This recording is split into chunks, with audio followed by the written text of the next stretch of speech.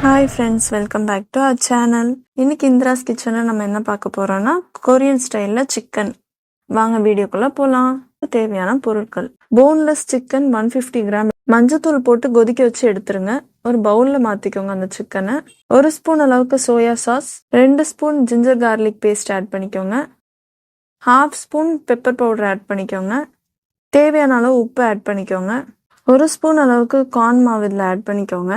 இதெல்லாம் நல்லா மிக்ஸ் பண்ணி தனியாக எடுத்து வச்சிருங்க. பேன் வச்சுட்டு சிக்கனை வறுக்கிறதுக்கு தேவையான அளவு எண்ணெய் ஆட் பண்ணிக்கோங்க. இந்த சிக்கனை 1 by 1 நீங்கள் அந்த பேனில் ஆட் பண்ணிவிட்டு இதை டபுள் சைடாக ஃப்ரை பண்ணி தனியாக எடுத்து வச்சுக்கோங்க. இந்த வீடியோ உங்களுக்கு பிடிச்சிருந்தா மறக்காமல் லைக், ஷேர் அண்ட் சப்ஸ்கிரைப் பண்ணுங்கள்.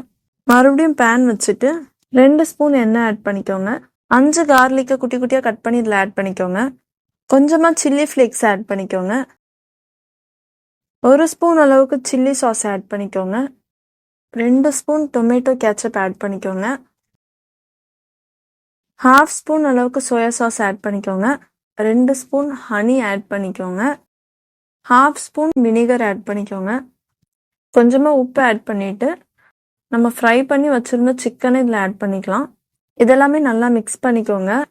2 ஸ்பூன் அளவுக்கு வெள்ளை எல்லாம் லைட்டாக ஃப்ரை பண்ணி வச்சுக்கோங்க. அதை ஃபைனலாக இந்த சிக்கனோட ஆட் பண்ணிவிட்டு லைட்டாக ரோஸ்ட் பண்ணிக்கோங்க. கடைசியாக கொஞ்சமாக ஸ்ப்ரிங் ஆனியன் ஆட் பண்ணி மிக்ஸ் பண்ணிக்கோங்க. டேஸ்டான கொரியன் சிக்கன் ரெசிபி ரெடி.